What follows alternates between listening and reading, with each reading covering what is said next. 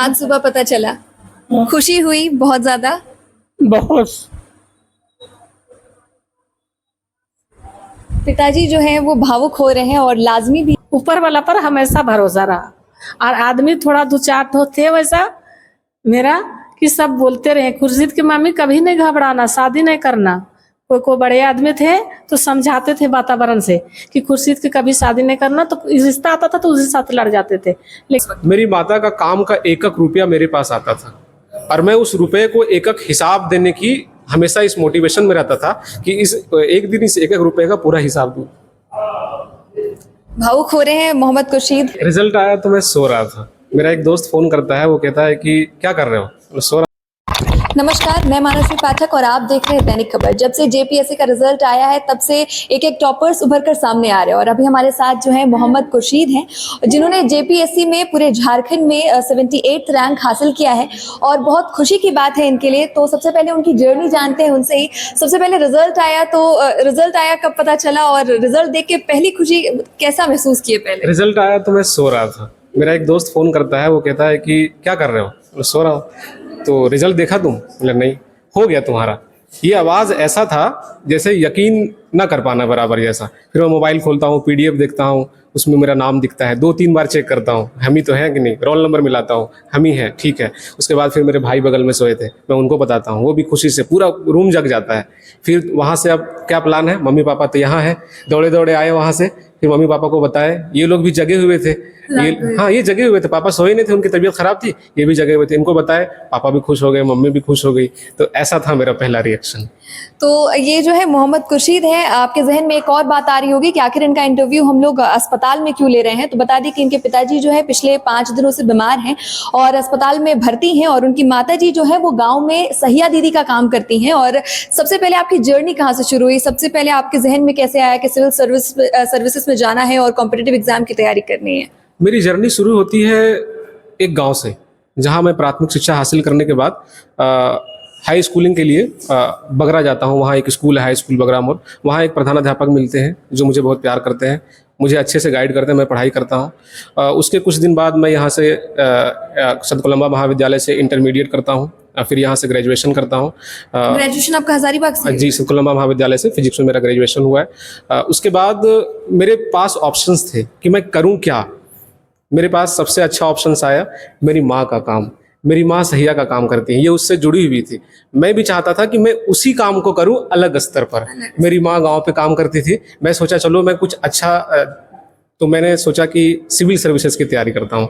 फिर मैं इसके लिए दिल्ली चला जाता हूँ। मेरे पास जो भी पैसे होते हैं, माँ का 2-3 हज़ार जो महीना का आता है, हम डिसाइड किए कि ऐसा करते हैं, दिल्ली बहुत नाम है, हम वहाँ जाते हैं, रूम में रह के पढ़ाई करते हैं। वहाँ जो अगल बगल के दोस्त लोग होंगे उनसे पूछेंगे और पढ़ाई करेंगे। दिल्ली में कोचिंग में भी एडमिशन नहीं, दिल्ली में मैंने किसी कोचिंग में एडमिशन नहीं लिया। दिल्ली में बस इसलिए गया था कि लोग वहाँ जाते थे, मेरे दोस्त लोग वहाँ गए थे। वहाँ गया था कि मुझे जामिया रेसिडेंशियल एकेडमी में एडमिशन मिल जाए या किसी और रेसिडेंशियल एकेडमी में। माशाल्लाह मैंने एग्जाम दिया और मुझे 2 जगह एडमिशन मिला, उर्दू IAS एकेडमी लखनऊ और कालसेखरा टेक्निकल यूनिवर्सिटी मुंबई में। लेकिन उसके बीच ऐसी घटना घटी कि मुझे घर आना पड़ा। कोविड की जो घटना थी, मुझे घर आना पड़ा।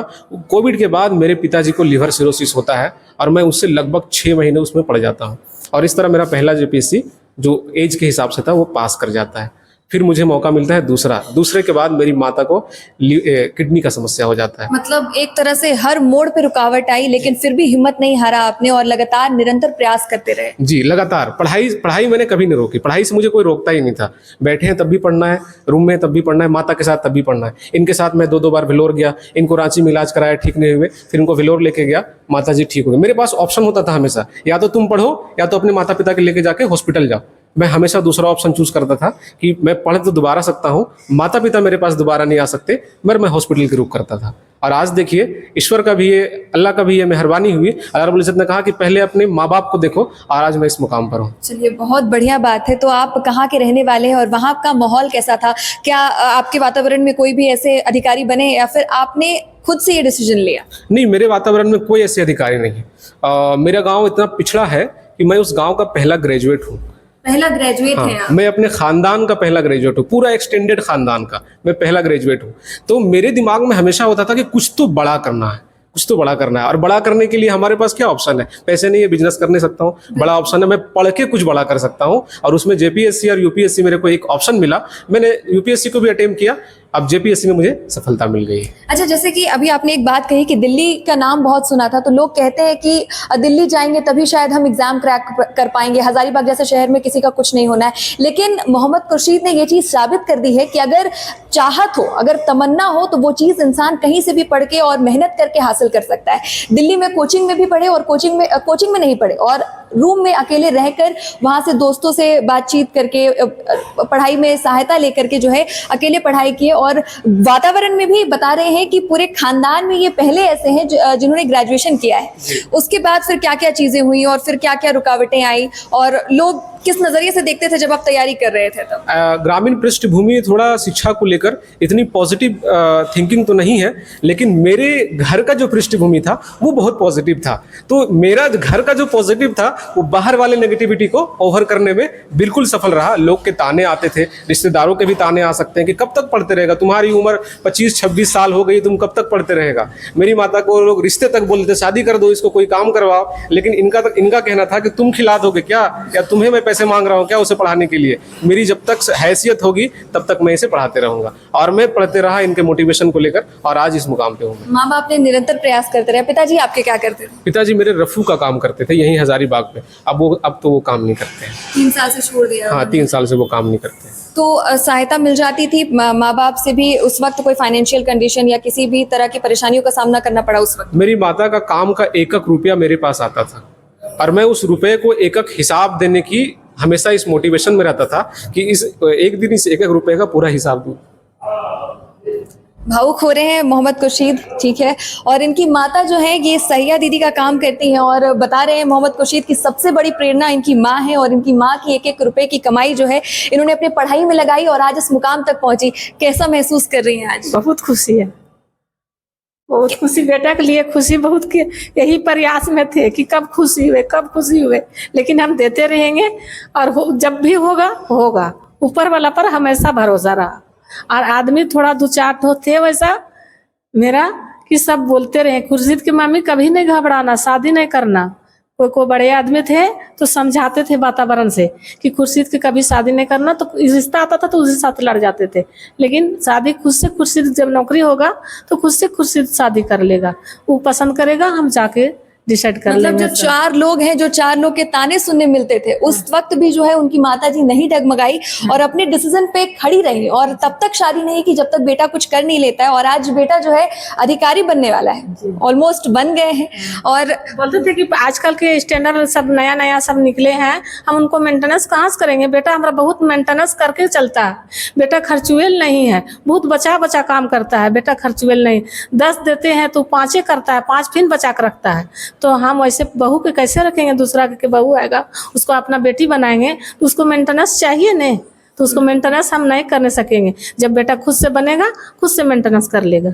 अब पढ़े लिखे बहू करेंगे, हम अनपढ़ बहू नहीं करेंगे। जब हमको बेटा पढ़े है तो पढ़े बहू करेंगे, हम अनपढ़ बहू से शादी नहीं करेंगे। आपको बहुत बहुत बधाइयाँ माता जी। आपके बेटे ने जो है आज अधिकारी का पोस्ट हासिल कर लिया है। और उसके बाद जैसे अभी जो दोस्त आपके नहीं निकाल पाए उनके लिए क्या कहेंगे, और अपने माता जी पिताजी के लिए कुछ लाइन कह दीजिए। मैं अपने दोस्तों के लिए एक लाइन कहता हूँ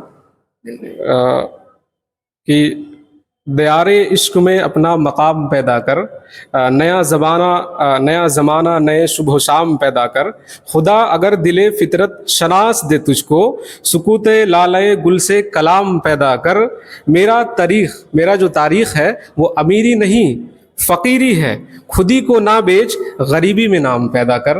तो मेरे जो दोस्त फाइनेंशियल कंडीशन से जूझ रहे हैं, उन्हें अगर समस्याएं होती है, वो इसके साथ डटे रहे, अपने जज्बात को काबू में रख करके एक मोटिवेशन के साथ आगे बढ़े, उन्हें ज़रूर सफलता मिलेगी।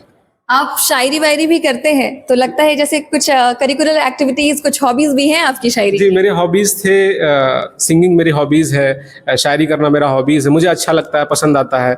आप अपने एक्सप्रेशन को अच्छे से बता सकते हैं, अपनी फीलिंग्स को एक्सप्रेस कर सकते हैं इन चीज़ों के साथ। तो ये सारी चीज़ें मेरे साथ थोड़ी डेवलप हुई हैं। अपने माता पिता के लिए भी 2 लाइन हो जाए।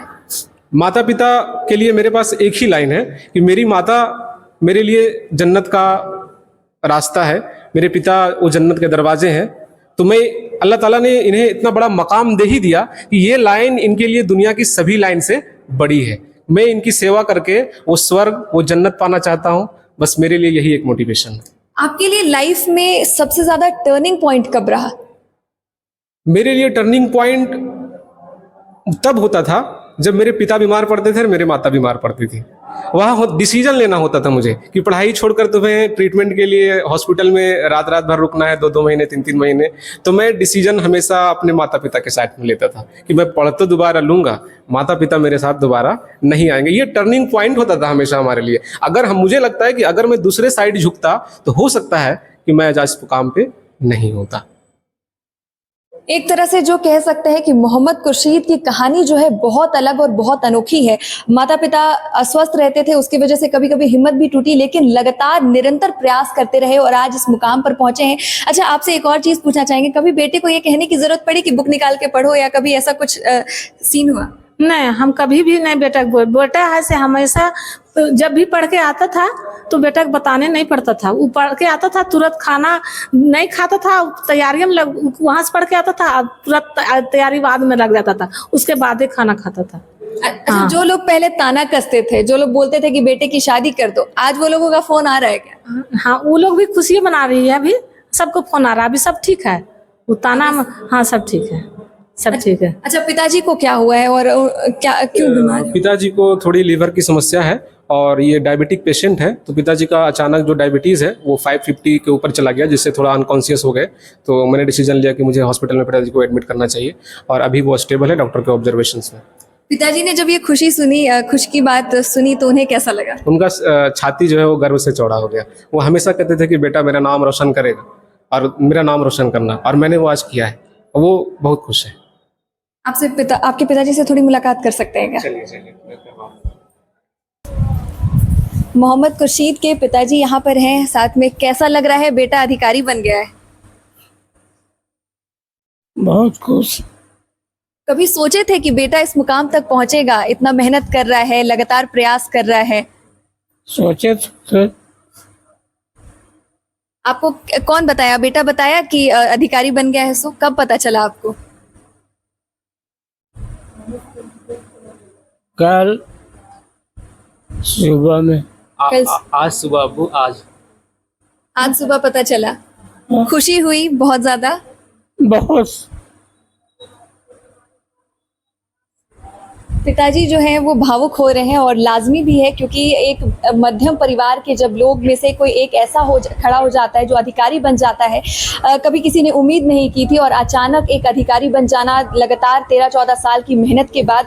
उनके पिताजी भी अस्वस्थ हैं, लेकिन फिर भी डटे रहे मोहम्मद खुर्शीद। उनकी माता जी का भी स्वास्थ्य है कभी कभी गड़बड़ाता रहा, और 13-14 साल की लगातार मेहनत के बाद आज अधिकारी बने हैं। और आप और आगे जाएं। आगे क्या ड्रीम है? जेपीएससी तक यहाँ रहना है या फिर आगे यूपीएससी का एग्जाम भी क्लियर करना है? जैसे मैंने कहा था कि मंजिल से आगे बढ़ के मंजिल तलाश कर, नया सुबह शाम पैदा कर, एक मंजिल मिल जाए, इसका मतलब यही है। उसके बाद अगली मंजिल की तलाश करना है। तो मेरा ये एक पड़ाव है।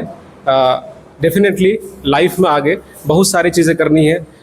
समाज के लिए जिसके लिए मुझे चुना गया है, ये सोसाइटी के लिए जिसके लिए मुझे चुना गया है, ये राज्य जिसके लिए मुझे चुना गया है, उसके लिए काम करना है, लोगों के लिए काम करना है, शिक्षा के क्षेत्र में, स्वास्थ्य के क्षेत्र में। और जो भी मुझे काम दिया जाएगा मैं उसे सफलतापूर्वक करने की संपूर्ण कोशिश करूँगा। ढेर सारी शुभकामनाएं आपको मोहम्मद खुर्शीद और आपकी माताजी को भी।